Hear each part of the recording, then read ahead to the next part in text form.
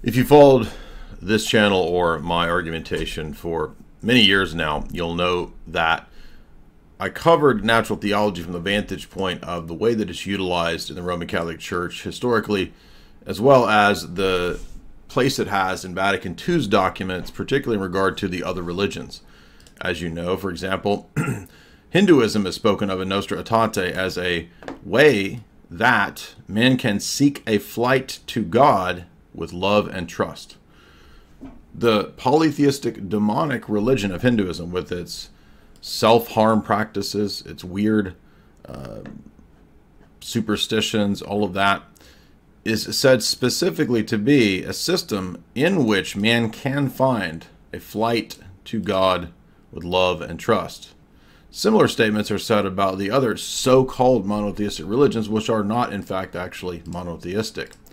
If we look over here at the teaching about the Muslims, and if you have followed this channel, you know very well the degree to which we have gone pretty far into Islamic theology.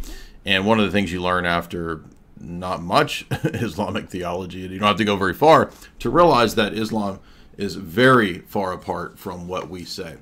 They do not believe that Allah is a father, and so even the monotheism is not the God the Father that we believe in. Just the fact that something is one God really is nothing. It's essentially meaningless and has nothing to do with whether or not it's the same God of Christianity. Because if it's not the Father of the Son with that eternal Spirit sharing that communion and that one nature, then it's not the one God, the monarchical Trinity that we worship as Christians. And so you'll notice here that it says specifically that in Nostra Aetate that Muslims together seek to submit to God just like Abraham did, with whom the faith of Islam submits to God. It links itself and submits itself to God like the faith of Abraham. However, anyone who knows Christian theology should know that Abraham believed in the Trinity. Jesus says in John 5:8 and 9 that Moses and Abraham worshipped him and wrote about him and knew him because Jesus was there eating with them in those famous stories in Genesis. This is called the theophanies. But note, this is the consequence of denying, especially in a lot of this natural theology position here, the theophanies. There's an implicit denial of the theophanies in the Old Testament, as if that's not the intended meaning of those texts in the Torah. What you get then is this idea that there's a generic Unitarian God, the very thing that I argued with Trent Horn about. Now, the reason we're talking about this is that it's not just a question of Muslims, and by the way, it also, in the Roman Catholic system, contradicts what it says about the Jews. They previously said the perfidious Jews, and now they say that, very similar to the Muslims, well, they worship the same God that we do, and so they're kind of like on the path or whatever. But, of course, Jesus does not speak this way when he speaks to the Pharisees, does it? He says that if you do not know the Son, you do not know the Father. And in fact, he says to the Pharisees, you have neither seen him nor known him at any time. So their one idea is not really matching up to anything. Just like if I said, I believe in one God, but I believe that that God is Satan, does that make me a monotheist, all worshiping the same God as you? No. It's called the quantifier shift fallacy. And you can go read this paper here, Theistic Fallacies by Dr. Garaby, that illustrates and proves this point. Now, to stress that it's not just the text of Nostra Aetate, it's also Lumen Gentium 16, which further elucidates that the plan of salvation includes those who acknowledge a creator. Well, that's really ambiguous.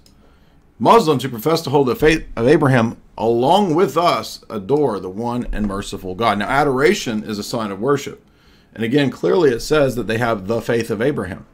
But what does Paul say is the faith of Abraham? Paul makes it very clear that the faith of Abraham in Galatians 3 is those who have the faith of Abraham in the Son and who believed the gospel and thus become sons of God, like the Son of God who visited Abraham and had a meal with him. So there's no other way to be of the faith of Abraham. As he says, the promise, the seed is Christ. That's the only faith, the only seed, the only covenant of Abraham. Those in Christ. Paul is clear as day in Galatians 3 and in other places too, like Romans. And yet, what do we have with Pope Francis?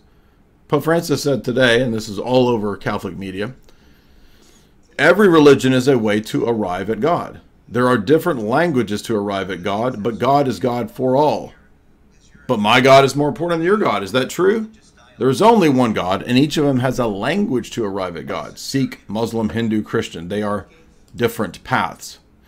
If you go to the papal encyclical called Mortalium Animos, you can very clearly see that this is a direct contradiction to previous normative papal teaching. Now, some Catholics might be tempted to say, well, this is just, I don't know, a mistake. You know, he just kind of said something off the cuff. And no. This is in accord with what you saw in the documents of Vatican II. Nostra Aetate says that Hindus also have a flight to God in love in Hinduism. If it had not said in Hinduism, they might be able to get around it and say, well, they just have a conceptual idea of God. But it actually says in the system of Hinduism, they can achieve this and do this. So really, Francis is speaking in accord with the dogmatic teachings of Vatican II. Contrast this with what the papacy taught in 1302 in Unam Sanctum, that not only to be saved must you be in communion with the Roman See, but as the end of the document says, you must also believe in the temporal authority and power of the Roman bishop to be saved. Cantate Domino of the Council of Florence says that even if you commit martyrdom outside of communion with the Roman See, you are damned. And so this is the ultimate contrast. Think about Urban II. Think about the popes calling crusades. And yet now the pope, even the so-called trad pope, can go pray in the mosque towards Mecca. This is God making it clear to the entire world and to the entire Roman Catholic system that the system is false. The system contradicts itself at a systemic level. It doesn't matter how many documents you pile up from church history, how many council quotes and whatever that you have. Because if the system at a systemic level contradicts, then the way that system works is that that system is false. It is falsified. If you look at Vatican I, again, for example, let me pull up Vatican I. We might be tempted, as I watched Tim Gordon's stream, we might be tempted to think, well, maybe it's the end of the world. But yet, when we Control F, if you don't want to read the entire Vatican I section here, I think you should read it, but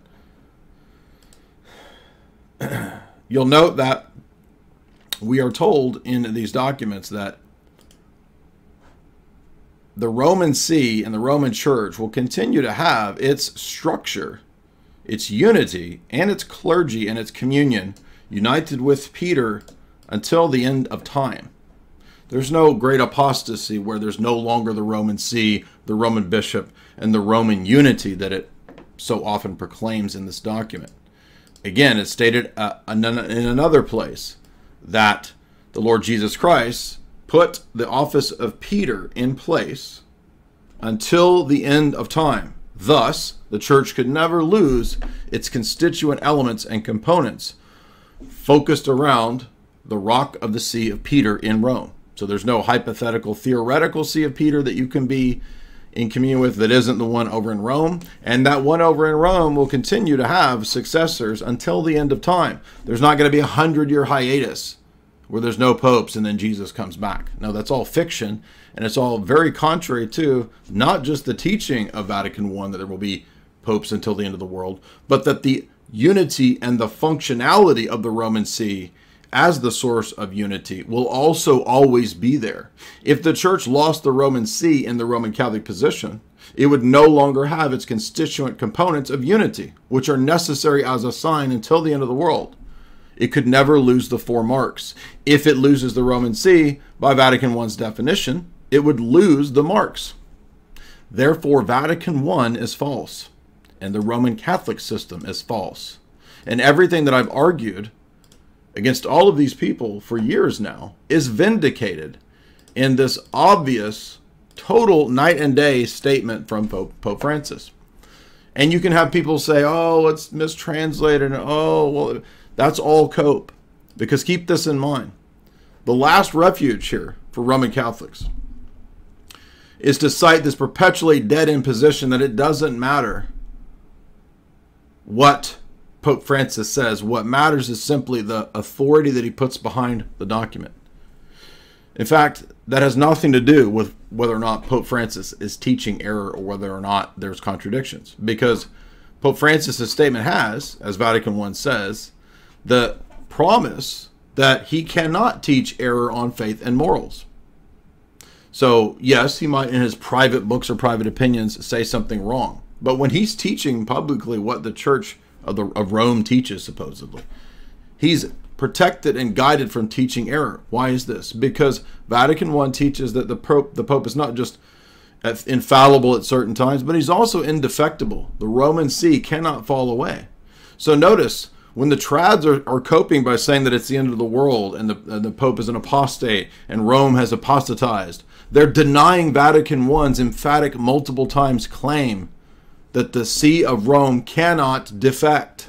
They are denying their own church's teaching of the indefectibility. But of course, obviously Francis has defected, as have the post-Vatican II popes in their system, because the post-Vatican II popes have taught the Vatican II teaching, which I showed at the beginning, which is essentially indifferentism.